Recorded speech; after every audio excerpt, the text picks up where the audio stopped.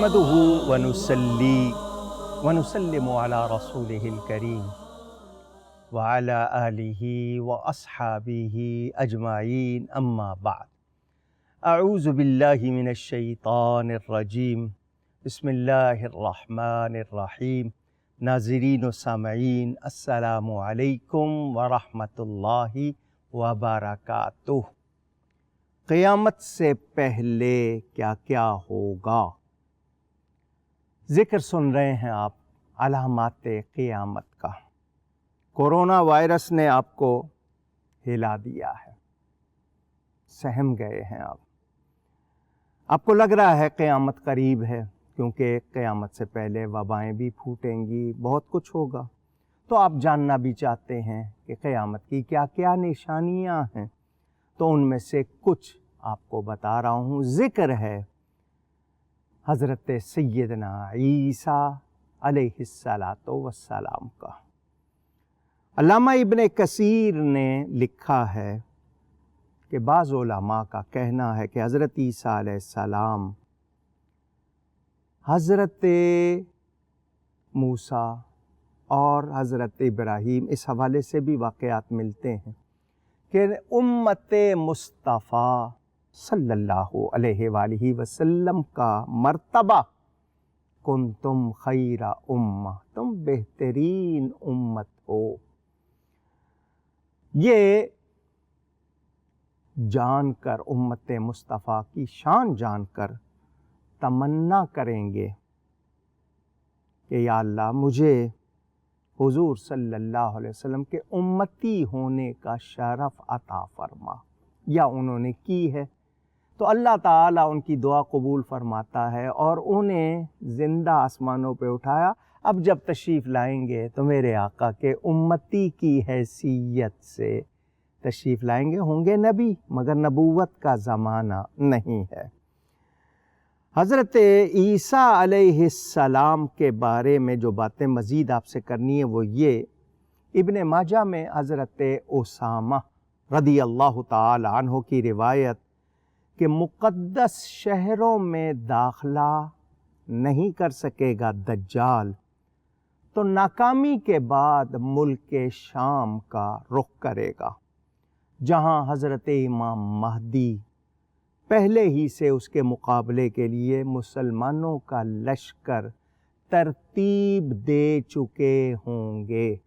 World war, جنگ عظیم کے لفظ آپ سنتے ہیں، پہلی جنگ عظیم، دوسری جنگ عظیم، وہ کچھ بھی نہیں ہوں گی اس کے مقابلے میں۔ یہ جو ہونی ہیں حضرت عیسیٰ اور حضرت امام مہدی کے زمانے میں جو ہونی ہے، ان کے سامنے یہ جنگ عظیم کچھ بھی نہیں ہوگی۔ ایک سوال ذہن میں آتا ہے، ٹیکنالوجی بہت زیادہ آگے پہنچ گئی ہے، تو پہلے انبیاء کے زمانے میں یہ ٹیکنالوجی کا اس طرح کا استعمال نہیں، ان کی روحانی ٹیکنالوجی تھی، انہیں ان آلات کی ضرورت نہیں تھی، وہ اللہ کی عطا سے دور و قریب دیکھتے سنتے تھے، اور اللہ تعالیٰ کے فرشتے ان کے سامنے آتے تھے، مدد کرتے تھے۔ تو یہ ٹیکنالوجی بھی استعمال ہوگی کیا؟ حضرت امام مہدی بھی کریں گے کیا؟ حضرت عیسیٰ بھی کریں گے؟ تو میں اس حوالے سے ایک بات کر دوں، وہ یہ کہ ٹیکنالوجی کا کیا حال ہوگا۔ یہ ٹیکنالوجی کی ایک اپنی تاریخ ہوتی ہے، چونکہ یہ قدم بڑھاتی ہے تو پچھلی چیزیں مٹاتی چلی جاتی ہے۔ آپ کو پتہ ہوگا کس طرح چیزیں ایجاد ہوئی تھیں، اب ان کا تذکرہ بھی نہیں۔ کتنے بڑے بڑے سائز کے ریڈیو ہوتے تھے، پھر چھوٹے ہوتے ہوتے ٹرانسسٹر آئے، ہاتھ میں آ گئے، اور پھر اب آپ کے لیے ٹیلی فون، جو سیل فون ہے آپ کا، وہ آپ کا ٹی وی بھی ہے، وہ آپ کا انٹرنیٹ بھی ہے، وہ آپ کا لیپ ٹاپ بھی ہے، وہ سب کچھ وہی ہو گیا۔ آگے اور کیا ہوگا؟ بڑے بڑے کیسیٹس ہوتے تھے، ان کی جگہ پھر سی ڈی آئی، پھر یو ایس بی آئی، اور اب اور زیادہ کیا ہونے لگا۔ تو ہم اگر غور کریں تو یہ ٹیکنالوجی کا استعمال ان کے پاس، ان کو اس کی حاجت نہیں ہوگی، وہ اللہ کی طرف سے ان کے فرشتے مدد کو آئیں گے، مگر یہ ٹیکنالوجی جس قدر بھی ہوگی ان کے ماتحت ہوگی، انہیں کوئی نقصان نہیں پہنچائے گی۔ یہ میں نے مختصراً جواب دیا، مزید گفتگو اس پہ ہو سکتی ہے۔ تو ملک شام کا رخ کرے گا دجال، وہاں حضرت امام مہدی پہلے سے لشکر ترتیب دے چکے ہوں گے، اور ایک روز حضرت عیسیٰ فجر کے وقت تشریف لے آئیں گے اور حضرت امام مہدی کے ساتھ مل کر پھر یہ دجال کے خلاف کارروائی ہوگی۔ حضرت عیسیٰ علیہ السلام کے بارے میں جو بات ہمیں بتائی گئی وہ یہ کہ حضرت عیسیٰ علیہ السلام دجال کو قتل کریں گے، یہ ان کی خاصیت بیان کی گئی ہے، یعنی وہ دجال جو پوری دنیا کے امن کو تہو بالا اپ ڈاؤن کر دے گا اور فساد مچا دے گا، اور دنیا میں کیا کچھ ہو چکا ہوگا اس کو حضرت عیسیٰ علیہ السلام قتل کریں گے، یعنی دنیا کو اس سے نجات دلائیں گے۔ 40 روز ہیں دجال کے، وہ میں آپ کو تفصیل بتا چکا۔ یہ حضرت عیسیٰ علیہ السلام صلیب توڑیں گے، خنزیروں کو یعنی سور اور بندروں کو قتل کریں گے، دین میں اتحاد ہو جائے گا، یعنی فرقہ واریت ختم ہو جائے گی، سوائے کچھ کے یعنی منافق ہوں گے۔ زکوٰۃ لینے والا نہیں ملے گا، لوگ زکوٰۃ لے کے ڈھونڈیں گے کوئی لینے والا ہو، اتنی ریل پیل ہوگی حضرت امام مہدی اور حضرت عیسیٰ کے زمانے میں۔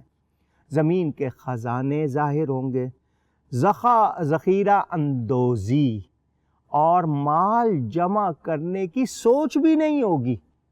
آج تو بہت ہوتا ہے نا کہ 100 کی چیز 1000 میں بیچ لیں، کرونا وائرس آیا ہے، لوگ مجبور ہیں، ڈر رہے ہیں جان بچانے کے لیے، کما لوں میں جو کما سکتا ہوں۔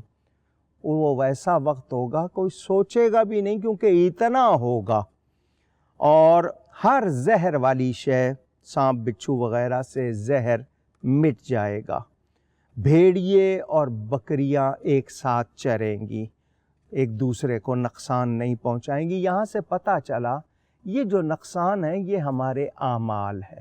جب زمین پر عدل نہیں ہوتا تو یہ چیزیں ہوتی ہیں، عدل ہو تو بہت سی برائیاں اٹھ جاتی ہیں، مگر عدل بھی امیروں کے لیے اور غریبوں کے لیے اور کمزوروں کے لیے اور طاقتوروں کے لیے، اور کسی کے لیے ایگزیمپشن ہے، استثناء ہے، کسی کے لیے نہیں ہے۔ تو یہ دنیا اس طرح نہیں، عدل ظلم کے ساتھ حکومتیں یا دنیا نہیں چلتی۔ تو جہاں بھی ظلم ہوگا بالآخر وہ مٹے گا اور اس کا حشر برا ہوگا۔ زمین سلامتی سے بھر جائے گی، جنگیں ختم ہو جائیں گی، زمین اتنا اگائے گی کہ لوگوں کے پاس کھانے کی گنجائش نہیں ہوگی، یعنی ان کی طلب سے زیادہ ہوگا۔ یعنی حضرت آدم علیہ السلام کے زمانے میں جس طرح تھا، آبادی بہت کم تھی، کہ چند آدمی انگور کا ایک گچھا، بنچ، خوشہ اگر وہ مل کر کھائیں گے تو ایک ہی خوشہ سب کو کافی ہوگا اور وہ ختم بھی نہیں ہوگا۔ یہ برکتیں ہوں گی ان کے زمانے میں۔ انار کا ایسا حال ہوگا، ایک انار کو کتنے کھائیں گے اور وہ ختم نہیں ہوگا۔ گھوڑے چھوڑ دیے جائیں گے، اور جبکہ جنگ نہ ہوگی تو وہ کس کام کے، اور بیل مہنگے ہو جائیں گے کیونکہ تمام روئے زمین پر کھیتی باڑی ہوگی۔ اب میں یہاں اس پہ بات پر، آج کل ٹریکٹر آ گئے، ہل کتنی مشین، لیکن یہاں پھر بیلوں کا ذکر ہے۔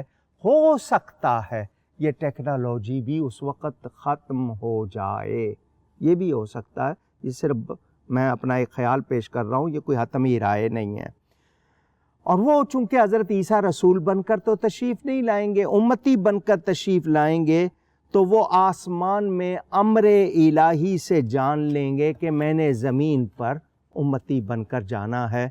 یہ نزول کا انہیں پہلے سے علم ہے، اللہ تعالیٰ اپنے نبیوں کو علم عطا فرماتا ہے۔ قریش سے ان کا ملک سلب کر لیا جائے گا، اور حضرت عیسیٰ علیہ السلام کے نزول سے پہلے کے لیے جو باتیں بتائی گئی ہیں کہ وہ میں آپ کو حضرت امام مہدی کے حوالے سے سنا چکا، ان کا ظہور ہو چکا ہوگا۔ حضرت عیسیٰ علیہ السلام کی آمد اس دنیا کے لیے، یعنی حضرت امام مہدی اور حضرت عیسیٰ کا تشریف لانا، اس وقت موجود تمام لوگوں کے لیے خیر، برکت، رحمت کا باعث ہوگا. یعنی دنیا کو امن ملے گا، تو امن ملے گا تو خدا کی طرف سے ملے گا، نبیوں کے ذریعے، ولیوں کے ذریعے.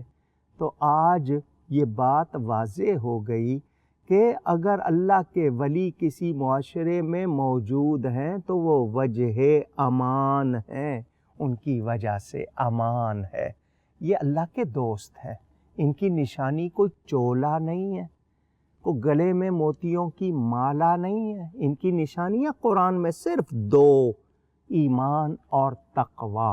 عقیدے بھی صحیح ہوں گے، عمل بھی صحیح ہوں گے. ایمان عقیدوں کے صحیح ہونے کا نام، اور تقوی عمل کے صحیح ہونے کا نام. تو یہ وہ ہستیاں ہوں گی، ان کی وجہ سے ہمیں امان ملے گی.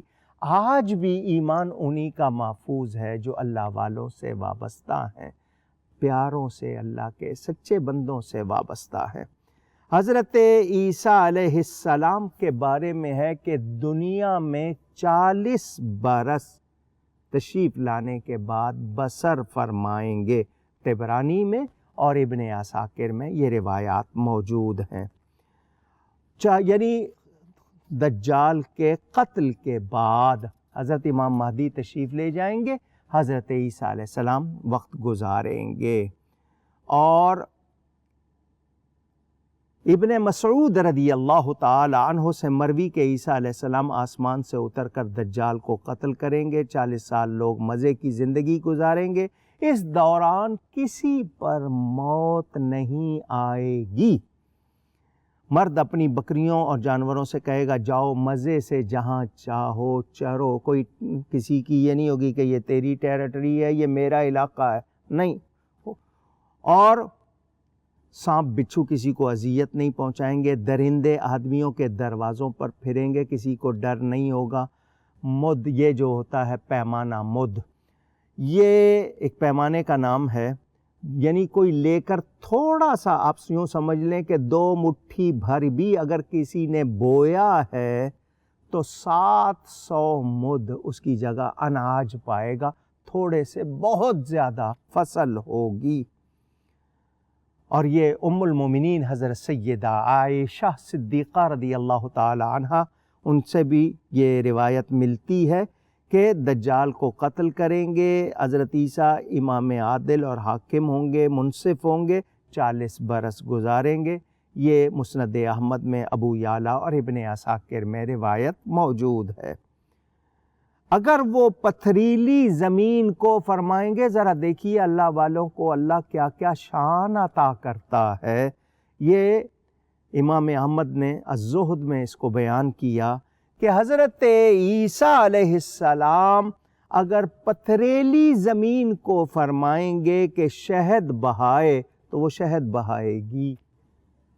یہ زبان میں طاقت، کن کہنا ہو جا، یہ اللہ کی شان، اللہ جس کو چاہے عطا فرمائے. نفات الانس میں مولانا جامی نے بھی اس کو لکھا کہ ولی کا ایک خاص مقام جب وہ پا لیتا ہے تو اس کو بھی کن عطا ہو جاتا ہے. یہ رب کی عطا ذہن میں رہے.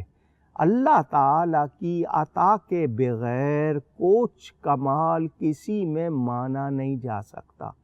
رب کا دیا ہوا اللہ کی عطا کے بغیر تو سوچا بھی نہیں جا سکتا. ایک روایت میں 45 سال بھی ان کا ذکر ہے، اور یہ اگر تھوڑا بہت اختلاف ہو تو اس سے یہ مراد نہیں ہوتا کہ وہ گنتی وہی ہے، مدت ایک اندازہ.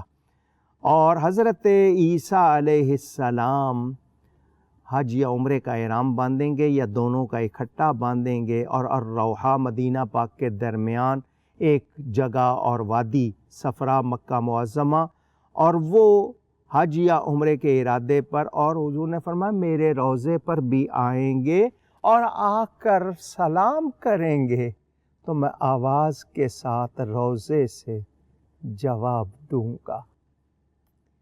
کتنی پیاری بات.